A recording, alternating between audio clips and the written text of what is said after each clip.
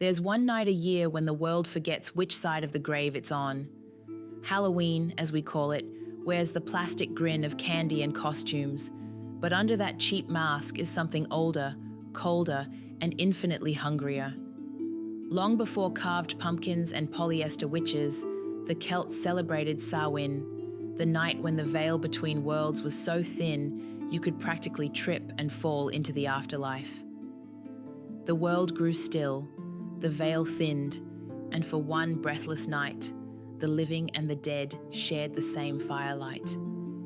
Samhain used to be more of a surrender than a celebration. The crops were in, the light was dying, and everyone knew winter and longer nights were coming. On this night, the Celts marked the end of the harvest and the beginning of the dark half of the year. They believed the veil between worlds wasn't a metaphor, it was an event. Fires were extinguished across the land, plunging villages into ritual darkness.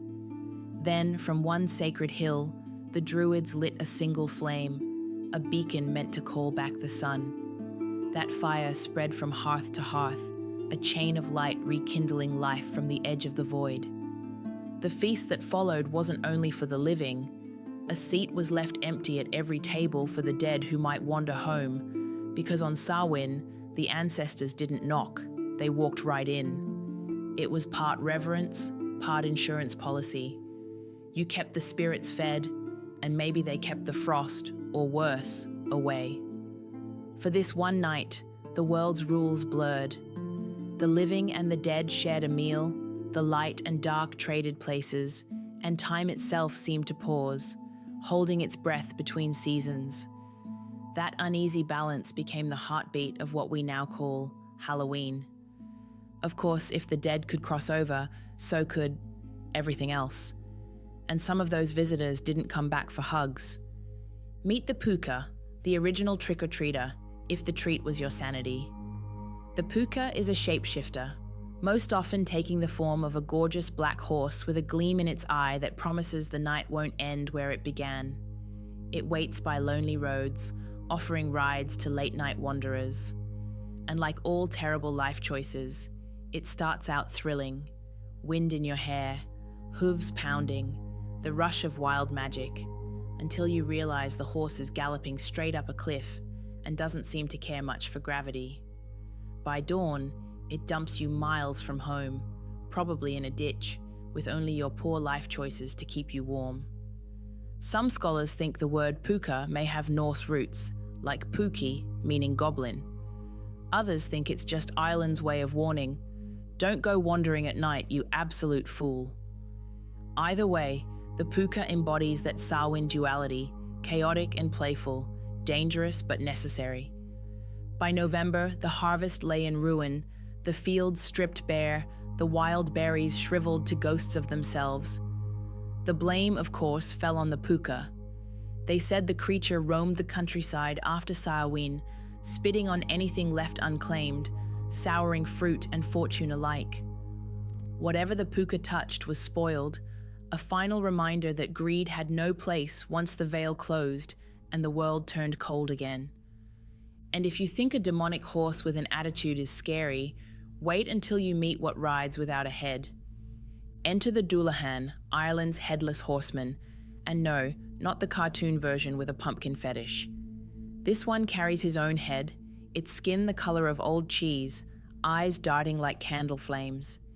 He rides a massive black stallion whose hooves spark fire on the road. Sometimes he drives a carriage made of coffin wood and human bones. The wheels are thigh bones. The lanterns? Human skulls. Say what you will, at least he's consistent with the theme. The Dullahan doesn't just appear for fun, he shows up when someone is about to die. When he calls your name, that's it. You've been spiritually evicted. No appeal, no grace period. Even the air stops moving when he arrives. But he has one weakness: gold. A single coin or pin will make him recoil and vanish. Even death, it seems, has a price, and it's surprisingly affordable. If the Dullahan is the silent chauffeur of the damned, the Banshee is the scream that rides shotgun. Her wail, called the Cailleach, is half human grief, half wind through the graveyard. She isn't out to harm you. She's the messenger no one wants. Her cry means someone you know will die soon. Traditionally, she's attached to ancient Irish families, mourning them across generations. Sometimes she's an old crone with wild white hair, other times a beautiful maiden washing bloody clothes by the river, the washer at the ford. Legend says she scrubs the garments of those fated to die, and if you ever catch her washing yours, congratulations. You've just seen your own obituary in progress. The Banshee's lament is ancient empathy made sound, grief before the loss even happens. A sorrow so powerful it breaks time's polite rules. To the Irish, it was almost an honor to have a family banshee, a divine mourner ensuring your name echoed through eternity. Of course, eternity sounds a lot less comforting when it's screaming in your window at 3 a.m. And just when you think the dead are done haunting the living, in come the Sluagh, a whole squadron of the damned. These are the souls of sinners, rejected by both heaven and hell, doomed to fly through the western winds in a great black cloud. They snatch souls from dying bodies or carry away lonely travelers who stay out too late. People would keep the west-facing windows closed at night to block them, because nothing ruins a cozy evening like being abducted by airborne wraiths. They were said to resemble flocks of birds, dark, chaotic, swarming shapes in the dusk. Probably just starlings, but when you've spent your life fearing the wrath of gods, you don't take chances with shadows that scream. Iron was their weakness, so people kept knives or scissors handy. Imagine the absurdity. Ah yes, I'll just fend off 1,000 screaming souls with my sewing kit. And when the Sluagh's shrieking dies down, the air changes. The warmth that clung stubbornly to the earth slips away. This is when she stirs. The Cailleach, the veiled one, awakens with the first frost, striding across the hills like the ghost of the land itself. In Scottish and Irish folklore, she's the old woman of winter, the stormbringer, the sculptor of mountains. Her staff freezes the ground with a single touch, her breath turns fields to stone, and when she washes her plaid in the sea, the waves rise high enough to drown ships. This isn't your kindly grandmother. This is time itself putting on a cloak and reminding you that everything living must bow to the cold. They say at Samhain, the Cailleach claims her throne. The lush green world dies beneath her steps, animals retreat underground, and even the gods go quiet. Farmers once feared her storms were punishment for disrespect, or worse, for trying to outlast the natural order. She's not evil exactly, but she has no mercy for those who forget that the cycle of death is sacred. Old stories whisper that she'll wander the land all winter long, her eyes glowing like ice, gathering the last warmth from dying fires. Come Beltane in spring, she will turn to stone and sleep. But on Samhain night, she's fully awake, her power absolute. So if the wind howls through your door this time of year, don't curse it. That's not weather. That's her breath, brushing past.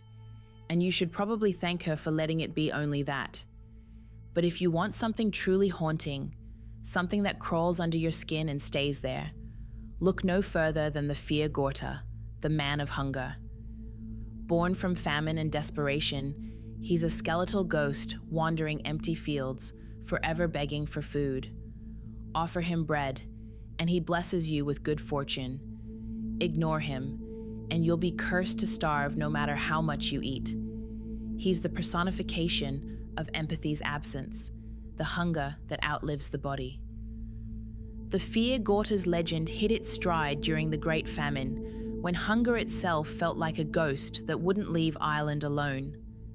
People said the Fear Gorta, the hungry grass, could curse anyone who stepped on it, striking them with a sudden gnawing hunger that could drain their strength in minutes. Travelers carried small crumbs of bread in their pockets, because if the curse took hold, eating even the tiniest bite could break it. It was part superstition, part survival instinct, a way to fight back against the land itself when it turned cruel.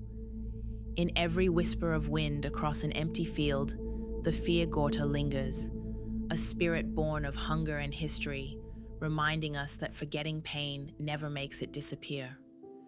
The stories of Samhain never died. They simply changed their masks. Every generation found a new way to make peace with the dark. Christianity came and rebranded it with saints and souls, turning fire festivals into church feasts. Soul cakes replaced animal sacrifices. Children begged at doors instead of spirits, trading prayers for pastries. Sound familiar? Trick-or-treating is just the PG-rated sequel to appeasing the dead.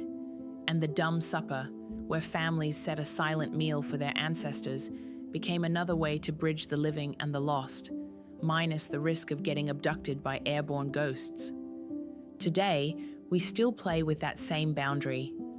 We light jack-o'-lanterns to ward off spirits, just as the Celts once lit fires.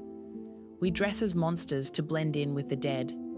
And every horror movie, from Halloween to The Wicker Man, traces its DNA straight back to Samhain.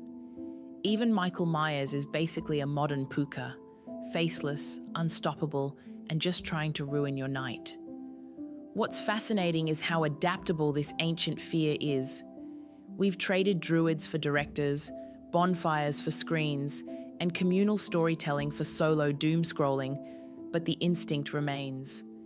Every year, as the nights stretch longer and the air grows thin, something deep in us still remembers the firelight, the feast, and the whisper that says, "The dead are closer than you think." Samhain is less about horror and more about reverence. It's an ancient handshake between life and death. Maybe that's why the modern world still feels haunted every October. It's not ghosts in the dark, it's memory. It's the echo of our ancestors saying, "We're still here."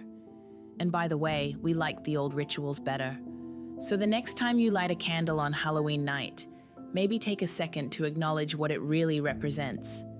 The fire that burns against the void. The warmth that says, "I remember you." Because under every costume and pumpkin and sugar high, the heart of Samhain still beats. And it's not asking for candy, it's asking to be remembered. Now, if you've enjoyed this little stroll through ancient terror and modern tradition, don't just disappear into the mist. Hit subscribe, join the Waxenvein ledger, and step a little further into the dark with me next time. After all, the veil never really closes. It just waits for someone curious enough to lift it again.